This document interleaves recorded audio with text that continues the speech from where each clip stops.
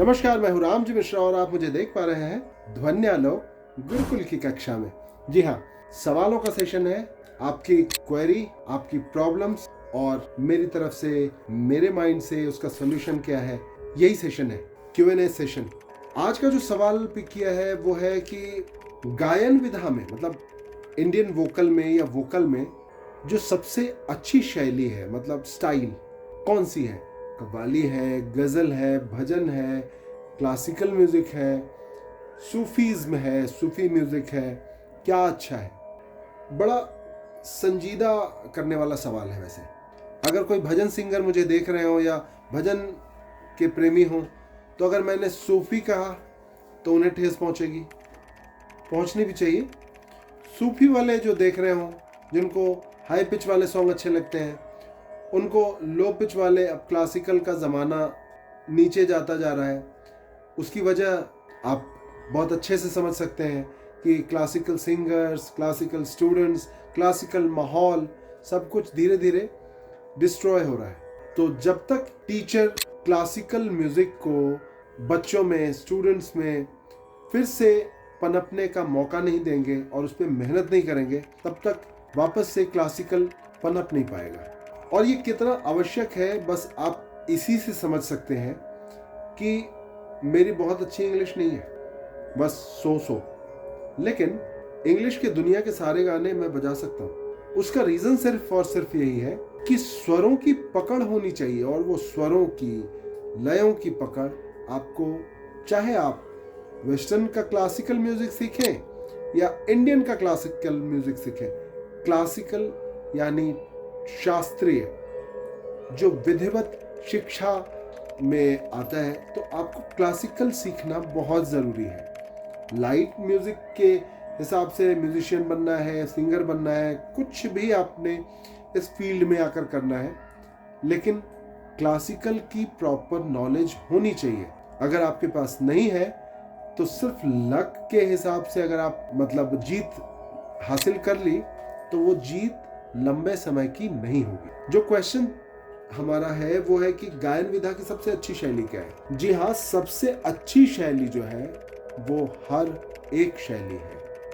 हर एक शैली मतलब सूफीज्म, सूफी के लिए बढ़िया है। भजन के लिए स्टूडेंट कह सकते हैं, सर आपने भी तो वही बात कर दी जो सब को खुश रखना चाहते हैं। जी नहीं, ऐसा नहीं है। हर एक शैली, अगर मैं आपसे पूछूं कि दिवाली बढ़िया है या होली, तो दिवाली की अपनी इंपॉर्टेंस है।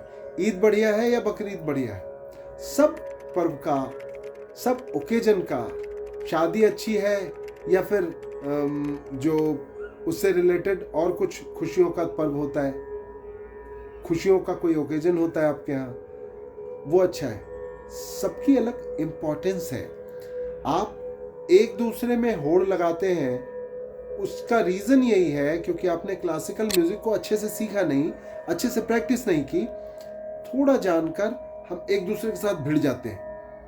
अब कोई सूफी गाने वाला भी बहुत अच्छे से सूफी की जानकारी नहीं है, उसने कैलाश खेर जी का या राहत फ़तेह अली खान साहब का एक दो गाना तैयार कर लिया है, बहुत बार सुन के और गाना शुरू कर दिया, और जो बेचारा लो पिच पे गाने वाला बच्चा है, जैसे किसी ने गाया, श्री रामचंद्र कृपाल भजो मन हरण भव भय दारुणम।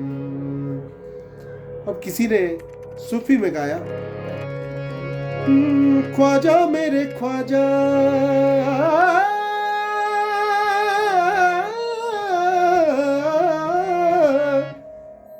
उसने चढ़ाई कर दी, देखो तुम्हारी तो पिच ही नहीं जाती। तो ये बहुत ज्यादा गलत है। आप नीचे के उन स्वरों पे काम करके देखिए। श्री राम चंद्र, आपसे काम नहीं होगा जब तक आप क्लासिकली अपने आप को इवॉल्व नहीं करेंगे, तैयार नहीं करेंगे, तब तक आप इन अलग अलग डिविजन्स को, स्टाइल्स को समझ ही नहीं सकते। तो लास्ट में मैं यही कहूँगा, क्वेश्चन का रियल सॉल्यूशन, रियल आंसर यही है कि आप किसी भी एक स्टाइल को दूसरे स्टाइल के साथ तुलना न करें। ये गलत है। हाँ, सूफी में हाई पिच तलफ़ुज़, जिसको प्रोनंसिएशन कहते हैं, और भावनाएं और गायकी, ये सब बड़ी ज़बरदस्त होती है। भजनों में नीचे स्केल वाली स्टाइल्स में भी होती है। तो आपने ध्यान ये रखना है, अगर सूफी गा रहे हैं तो सुनने वाले को आपके 10 सेकेंड 30 सेकेंड्स जाते जाते ऐसा महसूस होना चाहिए कि वो सूफी ही सुन रहा है। कंफ्यूज ना हो कि वो सुन क्या रहा है।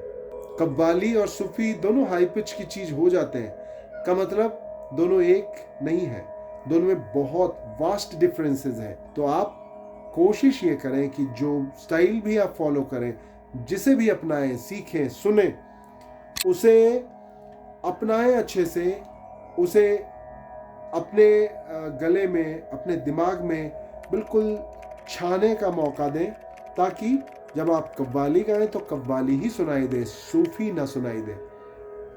जब आप क्लासिकली कोई प्रैक्टिस कर लें और गाएं तो महसूस ये ना हो कि आपने प्रैक्टिस करके सिर्फ प्रेजेंट किया है या सीख के प्रेजेंट किया है, दोनों एक जैसा लगे। इस वीडियो में इतना ही। अगले सवाल के साथ अगली वीडियो में हाजिर होंगे आपके लिए। तब तक के लिए धन्यवाद और नमस्कार।